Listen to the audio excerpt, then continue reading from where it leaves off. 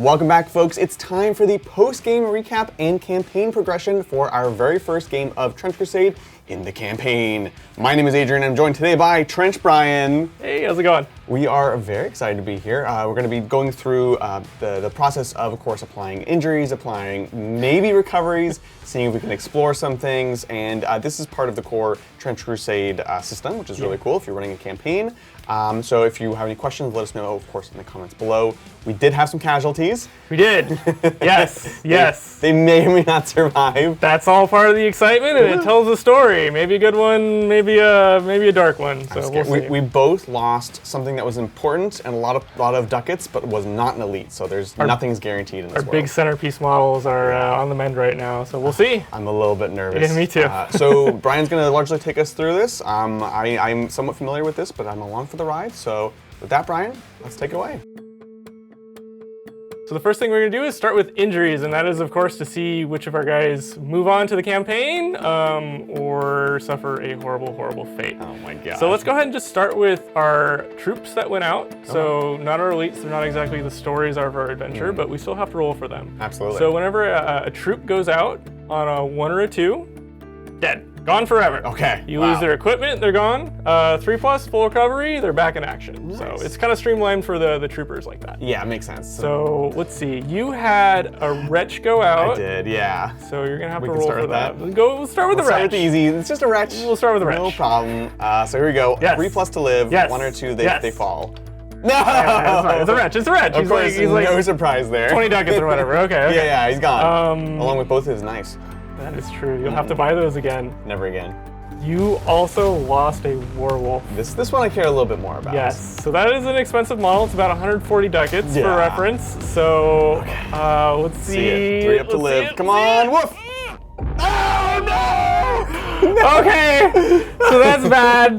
That's not great, but fortunately there are mechanics that we'll get to in the next couple steps where you're not just like hosed for the rest of the campaign. You're gonna be okay. That's okay. It's okay. Okay. You know what? He died a glorious death for the Heretic Legions. So I will do my henchmen now also, since we're kind of on that same mechanic, and then we'll get into the elites because they get their own table. That sounds great. So I had a yoke fiend go out. Yeah, the tickler. The tickler. He had a lot of gear on him, so I hope he doesn't die. Right. Okay, all right. Good. So he lives to torture another day. I love it. I don't know how I feel about that. Yeah. Okay. I don't think of that. Desecrated Saint. Oh, this is a big one. This is a big one also. Okay. We both had our big guys go out. All right, here we go. You got this. Yes! Okay. I'm in it. That's good. So we made it through our troops. Yep. I definitely came out a little bit better than you.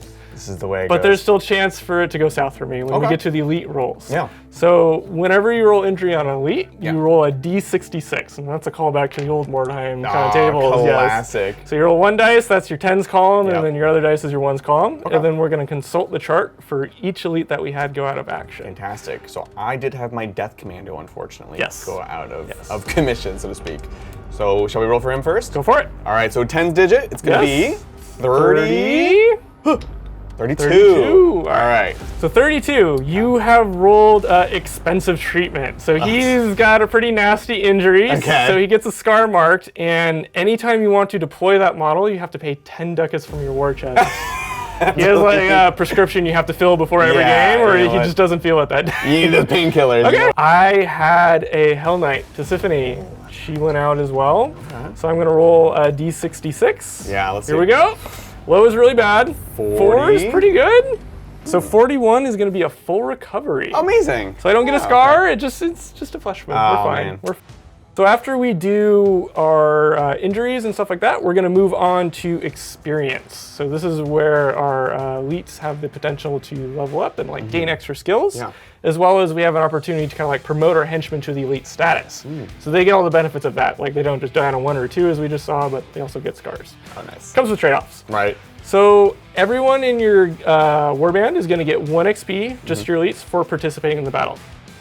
During the game, there were also glorious deeds that we were trying to complete. Yes! So those were those extra like secondary objectives almost. And for doing that, we're going to get glory points, which is like a secondary resource in the campaign. But also, if an elite ever completes a glorious deed, that's worth an extra XP. Oh, that's awesome. So let's go through the glorious deeds really quick, and we'll figure out if anyone got some extra XP. All right, so we're going to go through our glorious deeds here. The first one on the top of the list, on the hunt, discover the first intelligence marker. I got that very early in the game with Tisiphone, my Hell Knight, so she's going to get an extra XP for that. 3-second rule, gain control of an intelligence marker that was held by an enemy model. Your Warwolf got that pretty handily. Holding a couple of ones by the end of it there. Yeah, he was fantastic. Top men.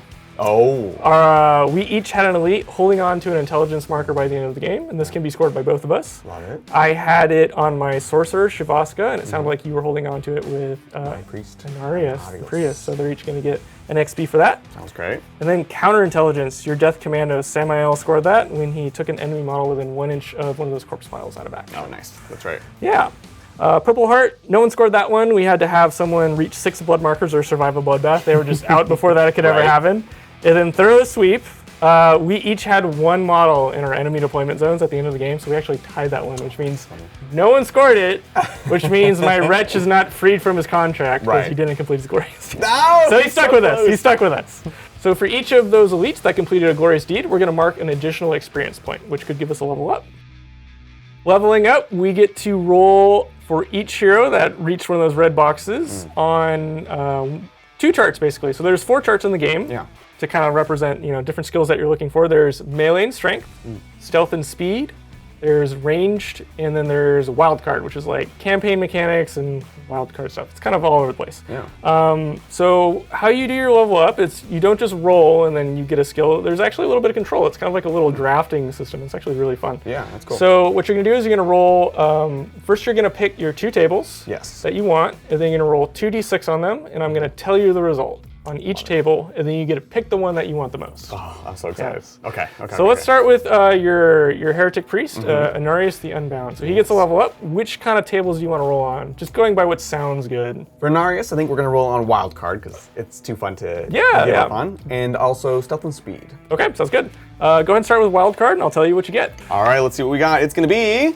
a 5. A 5. All right. So he has bad company. So your warband may have 7 elites instead of 6. 7. Yeah, I really like that number. Okay. So you don't have to take that. Let's see what else you get. And you want to roll stealth and speed on the other one, right? Let's go. That's it.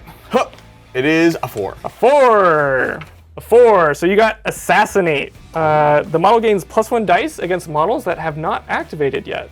Oh, that's cute. It's pretty interesting. I think I want to stick with that one, honestly. Okay, so you're going to go for assassinate. All right, now you also had a death commando go up. Okay, yeah. Let's go on stealth and melee. That's a good call. That's very death commando-y table. Right, it seems appropriate. So let's do melee, because we haven't done that yet. So melee, a 4. 4, all right. So 4 is parry on the melee strength skill, which is great. It's just enemies engaged with you suffer -1 dice on melee attack rolls against you. Oh, that's so good. It's pretty good. Oh it's my pretty gosh. good. So we're -1 from shooting because of our stealth field, and then now -1 in melee. You are a very slippery death I'm commando. into that. Well, let's see. We'll see what you get for stealth and speed, though. All right, that feels already stealthy, but let's see what we get. An 11. Ooh, an 11. All right. 11 is dodged, so all ranged attacks against this model suffer -1 dice. That's really funny. So the dice are trying to tell you a story here, and that is your death commando does not want to get hit. He's so sneaky. So do you want to be more resilient against shooting or more resilient against like melee attacks? He already has the ability to hide against shooting, so we will go for the melee. I think that makes sense. Dice. Yeah,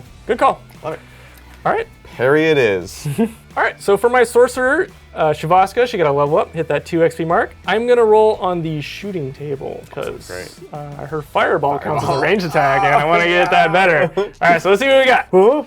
10? 10, okay, so 10? That's not so good. All right, so 10 is hip shot. So ranged weapons this model has the assault keyword. So I could, in theory, throw my fireball and then charge in with a melee. Not so good. I'm gonna roll on the wild card, see if maybe I get a little bit of something else, a little spicy, a little spicy. Come on, big money. Here we go. 6. All right, 6 on wild card. 6 on wild card is Scavenger. You love to pick that one up early because that's going to improve my exploration roll. So I'm 100% taking that. Yeah. When we get to exploration later on, basically that's like the econ part of the game. It's just going to give me an extra dice. So, fantastic. Yeah, it's great. Next I have Tisiphone, my Hell Knight. She's kind of a melee bruiser, so I'm going to start with strength skills. Makes sense. We're going to get a 4. 4 is parry. Oh, okay. Parry is pretty good, especially because then I have a polearm. I can kind of stack -1s to hit. Oh, that's cool. So it could be potentially good. Yeah. The other option, I'm going to go with stealth and speed, maybe help her dash up the field or avoid some shooting. 8. So 8 is disengage. So this model, when it retreats from combat, the enemy doesn't get a free attack action against me. That's pretty fantastic. So that is pretty good. I think I'm going to take disengage, just in case I want to pop out of combat and take a shot with that Ophidian rifle. That's a great point. So I'm going to take disengage on Tisiphone. Cool. Just put that down. So our elites have leveled up and got their XP. Now there's an opportunity for the little guys to rise in the ranks. So this is promotions, basically. We get promotion dice kind of at the end of every game. I'll build our pool for it just to kind of show how we do it. So we each get one at the end of every game.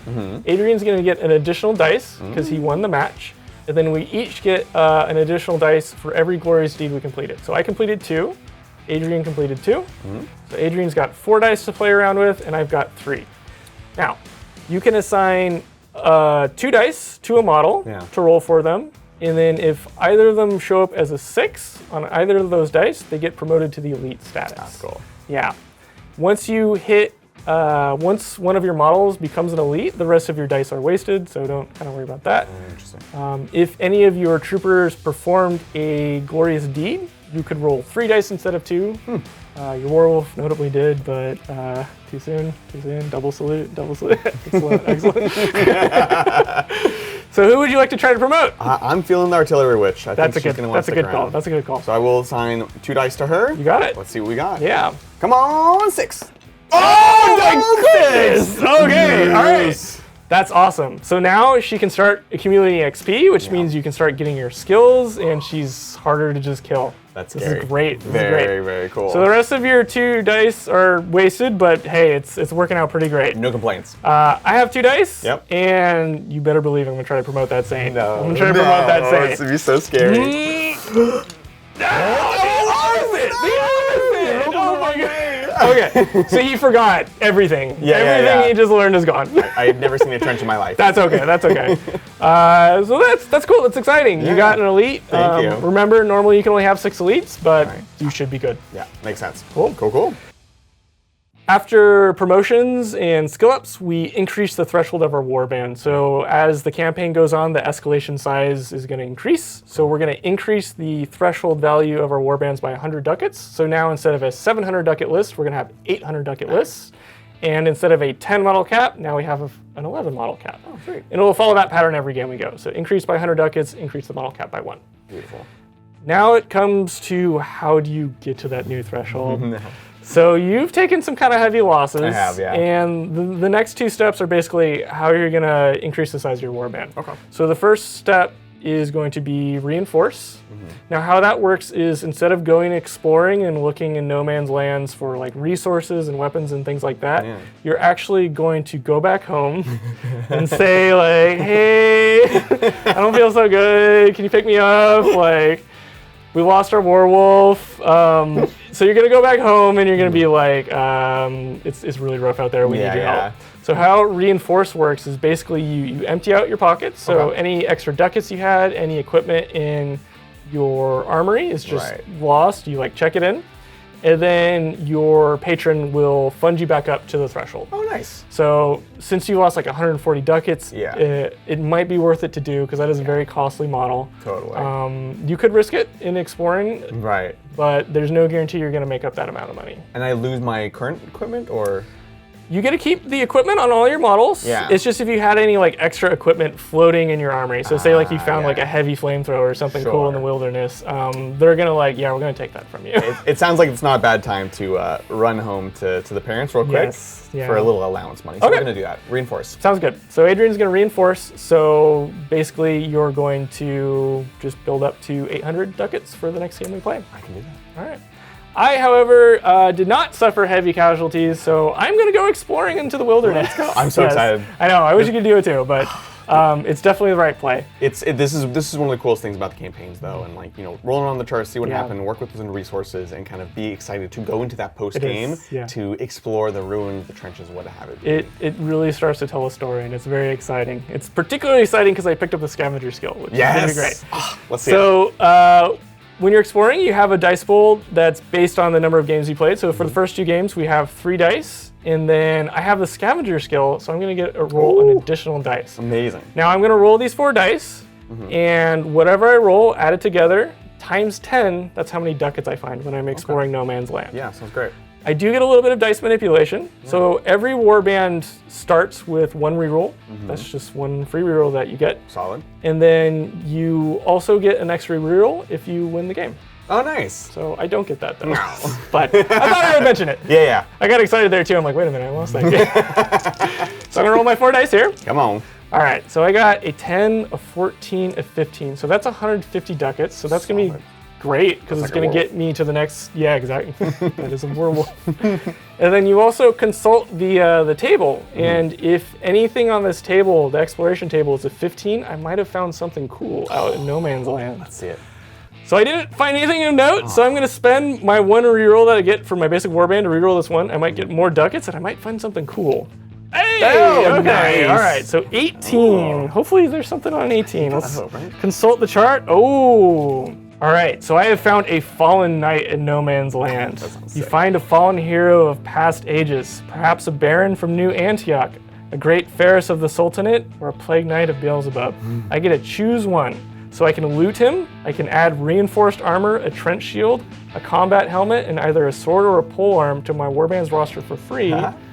Or I can memorialize him and gain 2 glory points. Oh, that's cool. I am gonna loot him. Loot him! Reinforced armor is very expensive, so that's great. That's great.